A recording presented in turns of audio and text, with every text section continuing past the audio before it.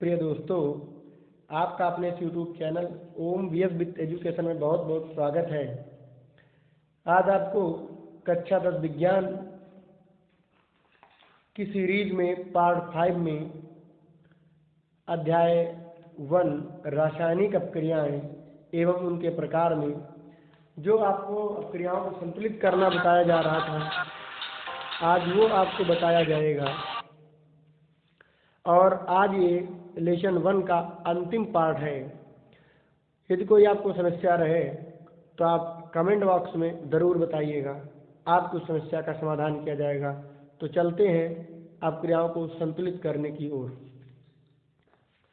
तो आप पहली अपक्रिया देख रहे हैं, लिखा है कि निम्नलिखित अपक्रियाओं के लिए अवस्था के संकेतों के साथ संतुलित रासायनिक समीकरण लिखिए। तो जो दिया गया है उसी आधार से हम लिखेंगे। अब देखिए, पहली अपक्रिया है कि जल में बेरियम क्लोराइड तथा सोडियम सल्फेट के विलयन अपक्रिया करके सोडियम क्लोराइड का विलयन तथा अघुलनशील बेरियम सल्फेट का अवक्षेप बनाते हैं। जल में बेरियम क्लोराइड, तो बेरियम Ba और क्लोराइड के लिए हम क्या लगाएंगे? Cl। अब हमने आपको बताया था बेरियम के ऊपर कितना आवेश होता है? प्लस का 2। Cl के ऊपर कितना आवेश होता है? माइनस का 1। तो इसको बराबर करने के लिए, अर्थात Cl के आवेश के बराबर करने के लिए हमें Cl में 2 का गुणा करना पड़ेगा। तो बेरियम क्लोराइड का सूत्र बन गया BaCl2। बेरियम क्लोराइड तथा सोडियम सल्फेट। अब सोडियम सल्फेट की बात आ रही है तो प्लस यानी SO4 यानी होता है सोडियम जिस पर प्लस का 1 आवेश होता है, सल्फेट होता है SO4 जिस पर माइनस का 2 आवेश होता है। तो आप देखिएगा, अब सोडियम और सल्फेट के आवेशों को बराबर करने के लिए हमें सोडियम में 2 का गुणा करना पड़ेगा। तो प्लस का 2 आवेश होगा, 2 एकम 2, तो उस 2 का गुणा हमने यहाँ कर दिया। तो आप देख रहे होंगे कि barium chloride plus sodium sulphate के विलयन अपक्रिया करके, अब ये विलयन आपस में मिल जाते हैं, इसलिए प्लस का चिन्ह लगाया, आपस में क्रिया करते हैं और क्या बनाते हैं? और सोडियम क्लोराइड अर्थात यानी Cl। अब देखिए, यने के ऊपर प्लस का 1 आवेश, Cl के ऊपर माइनस का 1 आवेश, तो दोनों आवेश बराबर है, इसलिए कुछ बराबर नहीं करना है। प्लस अघुलनशील बेरियम सल्फेट बनाते हैं। बेरियम और सल्फेट के लिए हम क्या लगा देंगे? SO4। अब देखिए, बेरियम पर प्लस 2 और सल्फेट पर भी माइनस का 2, तो यहाँ भी कुछ हमें आवेश बराबर नहीं करना है। तो प्यारे विद्यार्थियों, प्यारे बच्चों, आप सभी को सबसे पहले सूत्र याद करने हैं, तत्व याद करने हैं, फिर हमने जो आवेश वाले समूह या मूलक लिखाए थे आपको उनको बहुत अच्छी तरीके से याद करना है और ये जानना है कि किस पर कितना आवेश है। तो जब आप ये जान पाओगे किस पर कितना आवेश है, तो आप, अगर आपको इस तरीके से भी लिख के देंगे तो आप सूत्र लिख पाओगे और उन अपक्रियाओं को संतुलित कर पाओगे। अब देखिएगा, इसको हमें बराबर संतुलित करना है। संतुलित करने का तात्पर्य ये होता है कि आवेश बराबर होने चाहिए, जो आवेश बराबर कर लिए। अब तत्वों की या परमाणुओं की संख्या भी बराबर होनी चाहिए। तो कैसे बराबर करेंगे? आप यहाँ देखिए, बेरियम 1 है और इधर भी आप देख रहे हैं कि बेरियम परमाणु 1 ही है। यहाँ क्लोरीन परमाणु 2 है, इधर क्लोरीन परमाणु 1 है। तो इस क्लोरीन परमाणु को बराबर करने के लिए हमें इसमें 2 का गुणा करना पड़ेगा। तो जब हमने इसमें 2 का गुणा किया तो क्लोरीन परमाणु की संख्या हो गई कितनी? 2, अर्थात बराबर हो गया। अब यहाँ पर देखिए, सोडियम परमाणु कितना है? 2। इधर भी 2 का गुणा करने से सोडियम परमाणु भी कितना हो गया? 2। यहाँ सल्फेट मूलक 1 है और इधर भी सल्फेट समूह 1 है, तो ये पूरा का पूरा बराबर हो गया। अब इससे कहेंगे संतुलित रासायनिक समीकरण। तो इस तरीके से आप उसके सूत्र लिखेंगे और उन अपक्रियाओं को संतुलित करेंगे। अब चलिए, दूसरी अपक्रिया आती है, लिखा है इसमें सोडियम हाइड्रोक्साइड का विलयन हाइड्रोक्लोरिक अम्ल के साथ अपक्रिया करके सोडियम क्लोराइड का विलयन और जल बनाते हैं। समझते हैं, सोडियम हाइड्रोक्साइड का विलयन जल में, इसका तात्पर्य हुआ कि जो सोडियम हाइड्रोक्साइड है उसे जल में घोल करके एक विलयन तैयार किया जाता है। अब वह विलयन किसका हो गया? Sodium hydroxide. सोडियम Na होता है और हाइड्रोक्साइड OH होता है। अब देखिए, सोडियम पर भी प्लस का 1 आवेश और OH पर भी माइनस का 1 आवेश, तो दोनों बराबर हैं आवेश, इसलिए हमें आवेश को बराबर करने के लिए अब कोई दूसरी संख्या की या किसी अन्य चीज़ की आवश्यकता नहीं है, क्योंकि आवेश पहले से ही भरा हुआ है। अब सोडियम हाइड्रोक्साइड का विलयन जल में, अर्थात जल में घुला हुआ सोडियम हाइड्रोक्साइड हाइड्रोक्लोरिक अम्ल के साथ। अब देखिए हाइड्रोक्लोरिक अम्ल, तो हाइड्रोक्लोरिक अम्ल का सूत्र होता है HCl, ये आपको आना चाहिए। इस पर भी हाइड्रोजन पर प्लस का एक और Cl पर माइनस का एक, आवेश भी बराबर है। अब आगे चलिए, हाइड्रोक्लोरिक अम्ल के साथ विलयन क्रिया करके क्या बनाता है, सोडियम क्लोराइड। तो सोडियम के लिए Na और क्लोराइड के लिए Cl, और प्लस जल बनाते हैं। तो जल का सूत्र क्या होता है, H2O। अब आप देख रहे होंगे Na के ऊपर भी प्लस का एक और Cl के ऊपर माइनस का एक, H के ऊपर प्लस का एक और ऑक्सीजन के ऊपर -2, तो इसमें 2 का गुणा कर दिया गया है, इसलिए 2 एकम 2 ये बराबर है। अब आवेश बराबर है, परमाणुओं और या तत्वों को बराबर करना है। तो आप देखें इधर Na कितना है 1, इधर भी सोडियम परमाणु कितना है 1, OH और धन H ये मिल करके बन गया H2O, और Cl परमाणु 1 है, इधर भी Cl परमाणु 1 है, तो ये आपका बराबर हो गया। ठीक, इसके बाद आता है अगला क्वेश्चन है। तो इस तरीके से अपक्रियाओं को हम लिखेंगे और उनको हम संतुलित करेंगे। अगला क्वेश्चन कहता है निम्न कथनों को रासायनिक समीकरण के रूप में परिवर्तित कर उन्हें संतुलित कीजिए। तो पहली अपक्रिया है कि नाइट्रोजन हाइड्रोजन गैस से संयोग करके अमोनिया बनती है। देखिए नाइट्रोजन हाइड्रोजन गैस से संयोग करके अमोनिया बनाती है। तो नाइट्रोजन क्या होता है N2, किससे संयोग करती है, हाइड्रोजन से, तो हाइड्रोजन का क्या होता है H2, और नाइट्रोजन हाइड्रोजन से संयोग करके बनाती क्या है, अमोनिया बनाती, तो अमोनिया का सूत्र क्या होता है NH3। अब आप देखें इसको, नाइट्रोजन हो गया N2, हाइड्रोजन हो गया हमारे पास H2, और अमोनिया का सूत्र होता है NH3। अब देखिए यहाँ नाइट्रोजन कितना है, नाइट्रोजन के यहाँ 2 परमाणु है, इधर नाइट्रोजन का 1 परमाणु है, तो बराबर करने के लिए इसमें हम कर देंगे 2 का गुणा। अब देखिए N तो बराबर हो गया, अर्थात नाइट्रोजन बराबर हो गया, और H कितना हो गया 3 दूनी 6, तो H को बराबर करने के लिए हमें इसमें 3 का गुणा करना पड़ेगा। अब प्रतीकों में लिख भी लिया और बराबर भी कर लिया। अब देखिए यह एक ऐसी अपक्रिया है, यदि नाइट्रोजन और हाइड्रोजन को आपस में मिला देने से अमोनिया बनती है, तो अमोनिया को तोड़ने पर या गर्म करने पर पुनः हमको नाइट्रोजन और हाइड्रोजन प्राप्त हो जाएगा।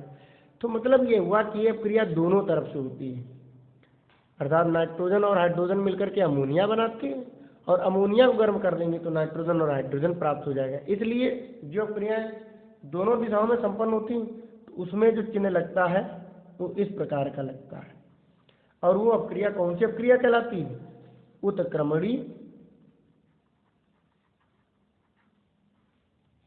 अपक्रिया कहलाती है। तो ये कौन सी अपक्रिया हो गई, उत्क्रमणीय अपक्रिया हो गई। अब देखिए एक आगे लिखा है हाइड्रोजन सल्फाइड। तो देखिए हाइड्रोजन क्या होता है H, और सल्फाइड के लिए हमें क्या लिखना पड़ेगा S। अब देखिए हाइड्रोजन पर प्लस का 1 आवेश, सल्फर पर माइनस का 2, तो बराबर करने के लिए हमें इसमें कितने का गुणा करना पड़ेगा 2, अर्थात H2S। तो हाइड्रोजन सल्फाइड का सूत्र बना H2S। हाइड्रोजन सल्फाइड गैस का वायु में दहन होने पर, वायु का मतलब ऑक्सीजन, पर जल एवं सल्फर डाइऑक्साइड बनता है। क्या क्या बनता है प्यारे बच्चों, जल का सूत्र होता है H2O प्लस सल्फर डाइऑक्साइड, अर्थात SO2। लिख गया। अब खाली बराबर करना है। आप देखें इधर हाइड्रोजन के कितने अणु हैं, कितने परमाणु हैं 2, और इधर भी हाइड्रोजन का कितना परमाणु हो गया 2, ऑक्सीजन इधर कितना है 2, इधर ऑक्सीजन कितना हो गया 2 और 1 3, तो इसको बराबर करना है। और इधर भी सल्फर 1, इधर भी सल्फर 1। तो आवेश बराबर है लेकिन तत्वों की संख्या बराबर नहीं है। तो अब तत्वों की संख्या बराबर करने के लिए क्या करेंगे, चलिए देखते हैं।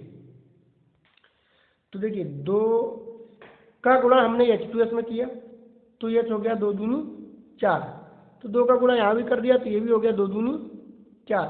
इसके बाद वो इधर कितना हो गया था 2 और 2 दूनी 4, 4 2 6 वो हो गए, तो यहाँ हमने 3 का गुणा कर दिया तो ये हमारा हो गया 3O। तो इस तरीके से प्यारे बच्चों ये हमारी अपक्रिया बराबर हो जाती है। अब आगे एक अपक्रिया है उसको भी देखते हैं। आगे लिखा है पोटेशियम धातु जल के साथ अपक्रिया करके, पोटेशियम धातु अर्थात के को हम पोटेशियम कहते हैं, किसके साथ अपक्रिया करता है, जल के साथ। पोटेशियम हाइड्रोक्साइड एवं हाइड्रोजन गैस बनाती है। अब देखिए जो OH होता है, जो जल होता है, वो 2 प्रकार से टूटता है। जल हमारे पास OH ऋणायन में और H धनायन में, और के ऊपर होता है प्लस। तो अपक्रिया में क्या होता है कि प्लस वाला किसके पास आ जाता है, प्लस वाला माइनस के पास आ जाता है, तो ये बन जाता है KOH और प्लस H धनायन अलग हो जाता है। तो कोई भी तत्व मुक्त अवस्था में अलग नहीं होगा तो हाइड्रोजन गैस बन जाती है। कौन सी गैस बन जाती है, हाइड्रोजन गैस बन जाती है। अब आप यहाँ पर देख रहे होंगे कि इधर H कितना हो गया 3, इधर H कितना है 2, सब बराबर कैसे करेंगे, क्या 3 का तो कर नहीं सकते, सीधे सीधे इसमें 2 का गुणा कर देंगे। जब 2 का गुणा करेंगे तो H हो जाएगा 2 दूनी 4 और O भी हो गया 2। अब ऑक्सीजन परमाणु जब 2 हो गया तो ऑक्सीजन को बराबर करने के लिए हमें 2 का गुणा करना पड़ेगा तभी ऑक्सीजन 2 होगा। अब देखिए ऑक्सीजन भी बराबर हो गया और H भी हाइड्रोजन परमाणु भी बराबर हो गया 2 दूनी 4, इधर 2 हाइड्रोजन ये और 2 ये, 2 दूनी 4 बचा हमारे पास K। तो K को बराबर करने के लिए इसमें 2 का गुणा कर देंगे।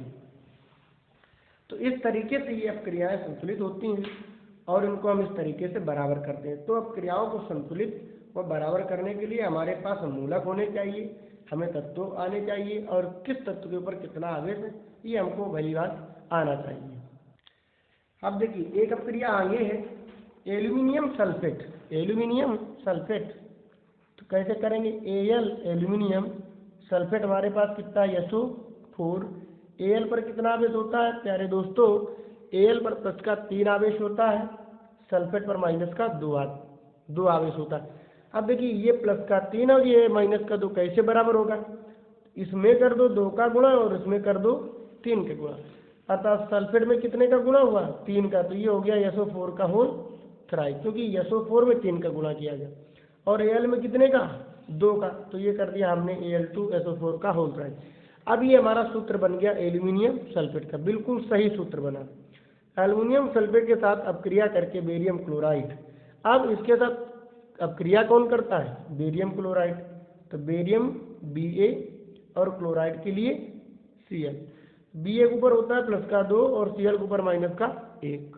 तो इस आवेश को बराबर करने के लिए इधर क्या कर देंगे 2 का गुणा कर देंगे, तो ये हो जाएगा BaCl2।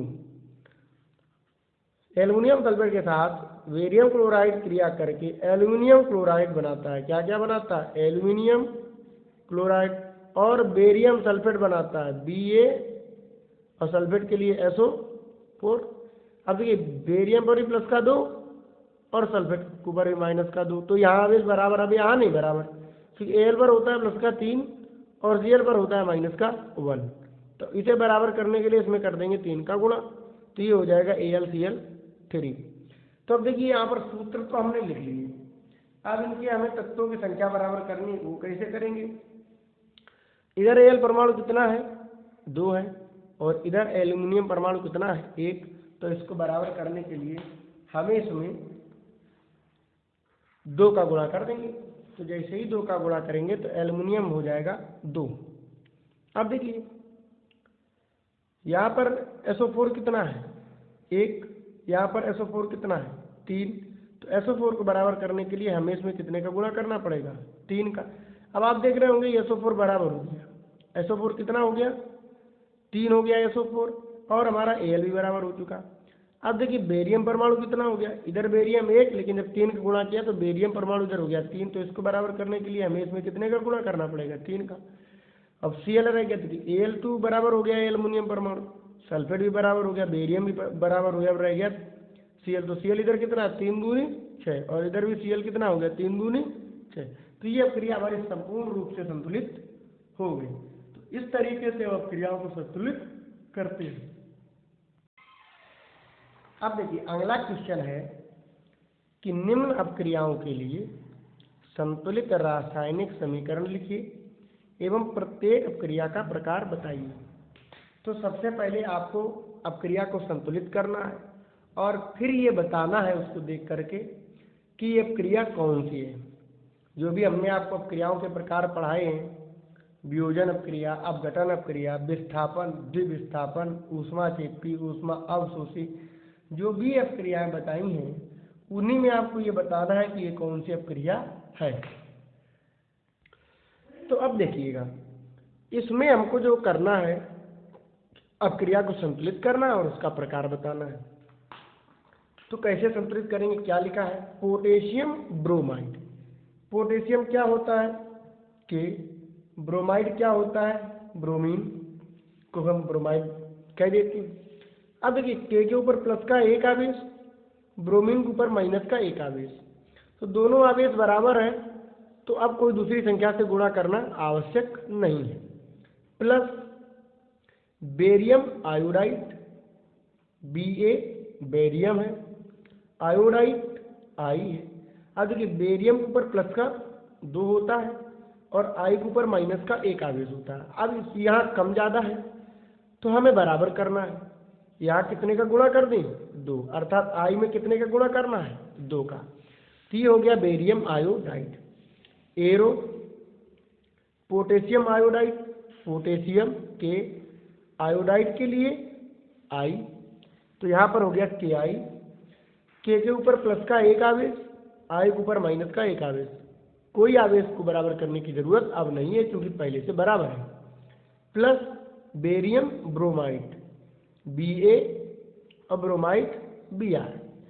तो देखिएगा Ba के ऊपर प्लस का 2, अभी हमने बताया आपको Ba के ऊपर प्लस का 2 और ब्रोमीन के ऊपर होता है माइनस का 1, तो इसको बराबर करने के लिए इसमें कितने का गुणा कर देंगे, 2 का।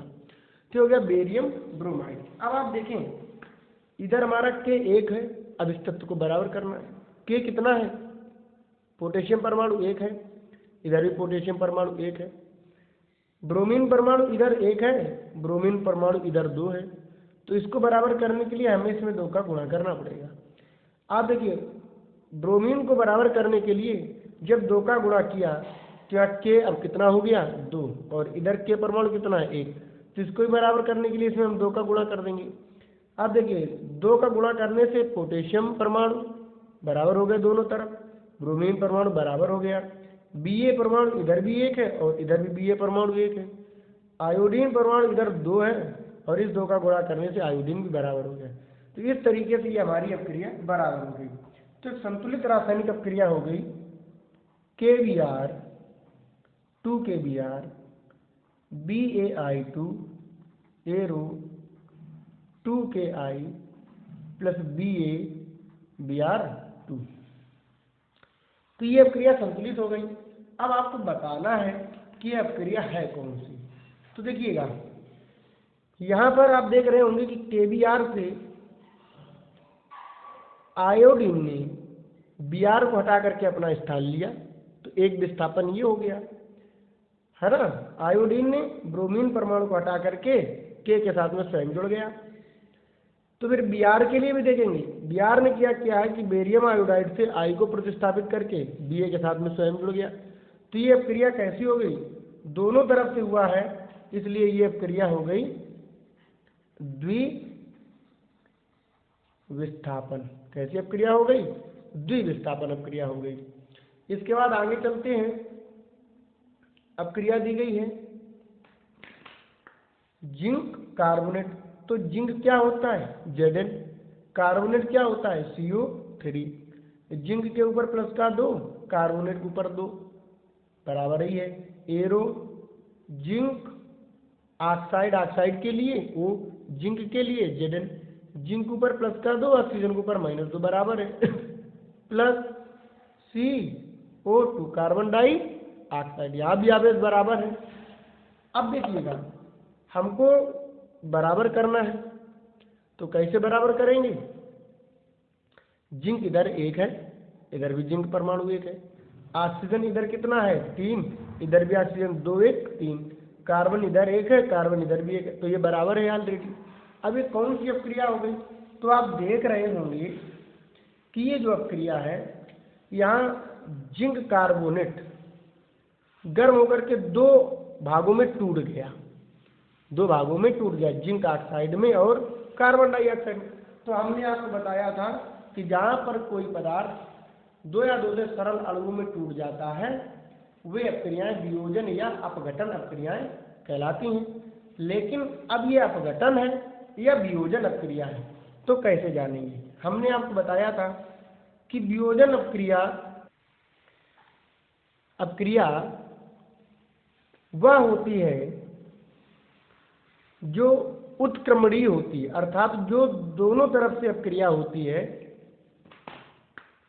जो अपक्रिया दोनों तरफ से होती है, उसमें जब कोई पदार्थ का अणु टूट जाता है तो वह उत्क्रमणीय अपक्रिया अपघटन अपक्रिया कहलाती, वियोजन अपक्रिया कहलाती है, वियोजन अपक्रिया कहलाती है। और जब कोई अनुत्क्रमणीय अपक्रिया में कोई पदार्थ 2 या 2 से सरल अणुओं में टूट जाता है तो वह अपक्रिया अपघटन अपक्रिया कहलाती है। तो ये कौन सी अपक्रिया हो गई?